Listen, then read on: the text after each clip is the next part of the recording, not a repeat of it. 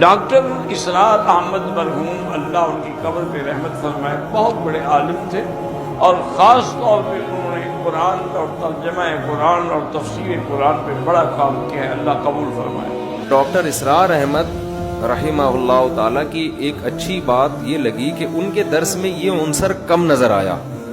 میں یہ نہیں دعویٰ کرتا کہ بالکل بھی نہیں تھا، ان کے بھی اپنے کچھ نظریات تھے جو وہ درس میں لاتے رہتے تھے، لیکن اتنی بات ہے کہ انہوں نے قرآن کے وہ مضامین جو قرآن نے بہت اہتمام سے بیان کیے، ان مضامین کو انہوں نے بہت زیادہ ہائی لائٹ کیا ہے۔ مفتی صاحب، ڈاکٹر اسرار صاحب کے بارے میں آپ کی کیا رائے ہے؟ ان کے مطالعے اور علم کے مطابق تفسیر۔ ڈاکٹر اسرار صاحب بزرگ تھے، اللہ ان کی مغفرت فرمائے، انہوں نے ایک اچھا کام کیا ہے، تجدیدی کام کیا ہے، تحریکی کام کیا ہے، لیکن ان کے عقائد میں چند عقیدوں پر، چند مسائل پر ہمارے علماء دیوبند کو تحفظات تھے، انہوں نے اس پر رد کیا۔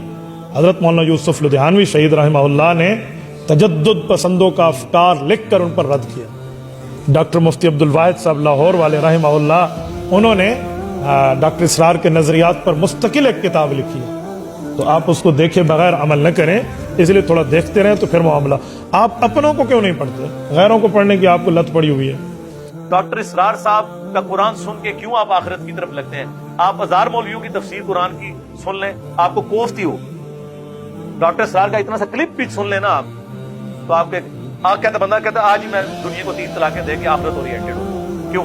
وہ کا سٹائل بات کو پریزنٹ اس طرح کرتے ہیں۔ اب مولوی کو ڈاکٹر اسرار کی طرف پریزنٹ اس لیے نہیں کر سکتا کہ ڈاکٹر اسرار نے 40 سال کی عمر میں کنگ ایڈورڈ میڈیکل کالج کا ڈاکٹر ہوتے ہوئے اس نے سب کچھ جوتے کی نوک پہ رکھ کے اللہ کے لیے اپنی زندگی وقف کی۔ ہزاروں ڈاکٹر اسرار کنگ ایڈورڈ پیدا کرے جو میڈیکل ڈاکٹر ہوں، ان کو کوئی یاد نہیں رکھے گا، ڈاکٹر اسرار ایک ہی رہے گا، کیونکہ انہوں نے اللہ کے لیے قربانی کی۔ اب مولوی چونکہ قربانی کرتا نہیں ہے، وہ ڈاکٹر اسرار نہیں بن سکتا اپنے انداز میں، نہ اس کی بات میں وہ پیشن ہو سکتا۔